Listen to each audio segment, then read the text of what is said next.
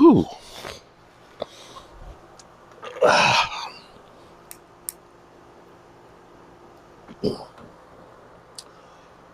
What's up, good people? Mark Holmes here, and as always, I want to say thank you all for watching, commenting, subscribing, and being part of the Joe Boo Sports Report. Without you guys, as well as you ladies, you know that this literally does not work. You know, it's kind of crazy because it's been raining most of the day today. Yesterday it was like 59 degrees. Today it's a little cooler. It's still a little drizzly rain right now, but not too much that I can't get my fireside chat in before I get too wet. Texas, it's crazy because I have a few people sending me pictures there where everything's kind of shut down. You know, you don't think of Texas too often of getting more snow than we do here in Virginia, but it sure seems like that the last couple of years. It's been just kind of crazy weather. Fortunately, at least California is getting some rain. At least Lake Mead has gotten about 6 feet more of water back in it. It's got a long ways to go, but maybe some of this drought and stuff will go away. I think even the Mississippi is even beginning to rise again after being at historic lows. It's a crazy world out there. You know what's crazy in life is people are never satisfied with what they have. We always want something else or something better. We always want, we want a new girlfriend that's prettier, or we want a new car that's faster or bigger rims. We want to have, even if you got an airplane, you want a bigger airplane. You got a boat, you want a bigger boat. People never look and say, you know what I got is actually really good. And a lot of times in life, chasing what you think is better ends up screwing you. It really does. It's almost crazy. So, going on a year now since the Saints found out that Sean Payton decided he didn't want to coach for them anymore.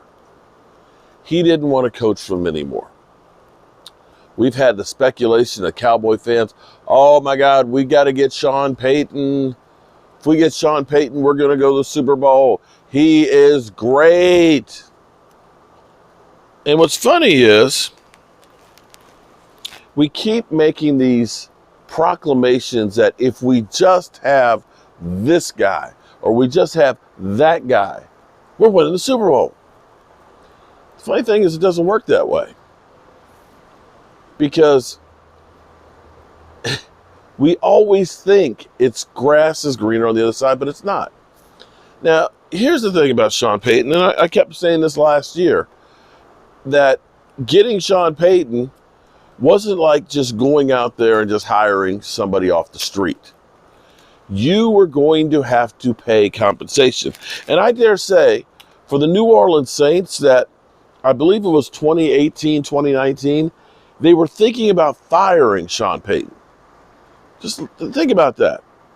They were at the point where they were just kind of like, I think he's kind of run his course. And keep in mind, we had 8-8, 8-8, 8-8. Sean Payton had 7-9, 7-9, 7-9. And as we always think that, oh man, we get him, we're going to win the Super Bowl. You do realize when he won the Super Bowl, Mike McCarthy has since won one himself. That it's been that long. And mind you, he had a Hall of Fame quarterback. Last few years has had great defenses, incredible weapons like Michael Thomas and Alvin Kamara, and making the playoffs, not as a wild card, but like a 12 and 13 win team, but not going to the Super Bowl. So here's what's crazy. The compensation, and I kept pointing this out, the compensation that Denver paid to get Sean Payton. Now, mind you, they had lost their number one pick, and they ended up getting basically San Francisco's via Miami. So it was like the 29th pick. So it wasn't a high first round pick, but it was enough along with the second. So they shipped a first and a second in exchange for a third and Sean Payton. If you are the New Orleans Saints, you made out like bandits. You made out like bandits to go ahead and start over. You got 2 extra picks this year to put towards trying to get your stuff together. It looks blurry. Now, mind you, some of y'all say, well, that's worth it. Well, in the case of the Dallas Cowboys, understand,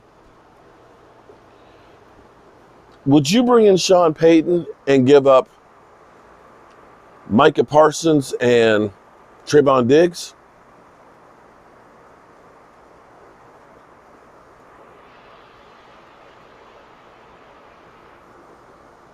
Now, maybe you might give up Kellen Joseph and Taco Charlton. Now, I'd make that move. I would make that one. But for the most part, the Cowboys in the first round picks have been butter. Would it have been worth it to have given up that much compensation? Because we still have the problem for the Cowboys that the Joneses don't believe in free agency. They're not going to spend any cash unless they do this year. So congratulations to Denver. And I wonder if we look back 3 or 4 years from now, if we look at what the Denver Broncos have done in the course of the last year between Randy Gregory and Russell Wilson and now Sean Payton, if they end up winning a Super Bowl, they'll look like geniuses. But I think they got a long ways to go to get there, and now they're hamstrung by what it costs to bring in Sean Payton. I will dare say that we're better off keeping the guy we got than giving up that draft compensation for Sean Payton to come in. Maybe I'll be proven wrong. I hope not. But that was a lot to give up for a coach. A lot to give up. And back to this whole thing of people not satisfied. It still amazes me when people talk about the Cowboys being a failure. If the Cowboys are a failure and need to blow up, there's a lot of teams that need to blow up then. You can go through and talk about the Buffalo Bills. It's real easy to talk about them. Of course, people will say, are you crazy? Yeah. They've had good teams, but they can't get to the big game, though, can they?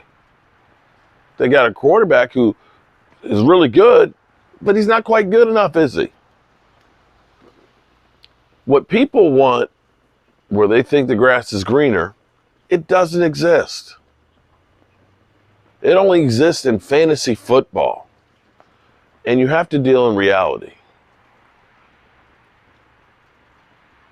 The Cowboys can do anything they want to. The question is Jerry and Stephen Jones motivated to do that? It's not rocket science. You need talent. You need talent. You can talk about Kellen Moore, you can talk about Dak, you can talk about Mike McCarthy, but the bottom line is you need talent. If you don't get the talent, you're not going to be able to compete. And that's the bottom line. So, the ball's in the Joneses' court. We can whine, we can bitch, we can moan, we can dream. If we only had Aaron Rodgers, or we should go get Lamar Jackson. You know, we can dream about these things. We can come up with the solutions. But it just doesn't matter what we think. It's only the Joneses. They own the team. And from where I sit, they got everything. 300-foot yacht, couple of helicopters, the most valuable franchise in football, and don't win shit. Why bother with the headaches of winning? Everybody talks about you. Super Bowl trophy in comparison to everything else you got? it might be more fun for them to keep playing with our emotions. Yeah. Oh, well, thank you guys for allowing me to be part of your life and for you guys being part of mine. Joseph Heatherly, my brother from another mother, and his wonderful wife, Maya. She had an accident, fell down, and cracked a rib. And she's on the road to recovery. She's back home from the hospital tonight. And there's many, many others out there that are in need of your prayers. We are a global family. Aisha Robinson, her mom's not doing well right now and definitely is feeling sad. If you see Aisha Robinson, let her know that you're thinking about her. Same thing with Joseph Heatherly. But we are all people, and we all need to look out for each other. We need to stop hating so much. Remember, tell the people you love them. You might not get the chance again. And I love you guys. Peace.